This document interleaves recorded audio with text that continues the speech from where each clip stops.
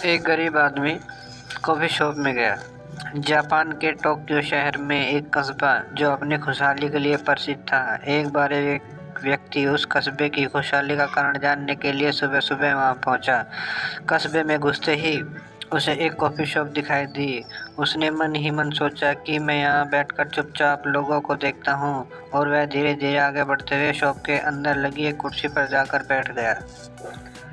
Coffee shop शहर के restaurant की तरह ही थी। वहाँ पर उसे लोगों का व्यवहार कुछ अजीब लगा।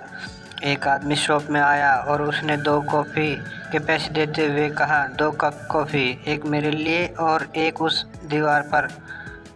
व्यक्ति की तरफ देखने लगा, लेकिन वहाँ से कोई नज़र नहीं आया।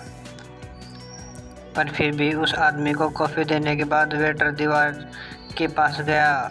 उस पर कागज़ का एक टुकड़ा चिपका दिया जिस पर 1 कप कॉफ़ी लिखा था।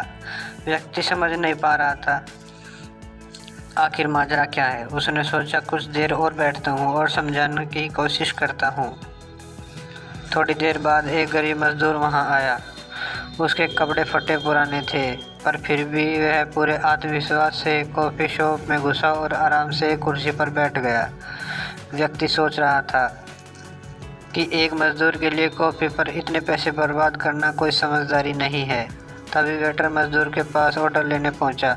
सर, आपका ऑर्डर प्लीज़, वेटर बोला। दीवार से 1 कप कॉफ़ी मज़दूर ने जवाब दिया।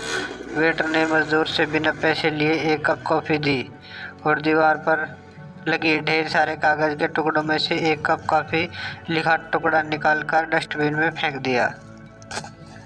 व्यक्ति को अब सारी बात समझ आ गई थी। कस्बे के लोगों का ज़रूरतमंदों के प्रति यह रवैया देखकर वह भाव विभोर हो गया। उसे लगा, सचमुच लोगों ने मदद को कितना अच्छा तरीका निकाला है।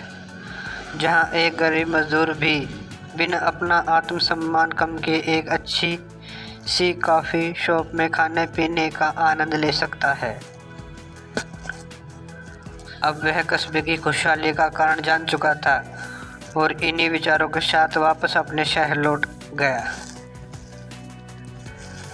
दोस्तों, हमें बिना किसी स्वार्थ और बिना किसी लालच के दूसरों की मदद करनी चाहिए। कहानी अच्छी लगी हो तो चैनल को लाइक और सब्सक्राइब करें प्लीज़ दोस्तों।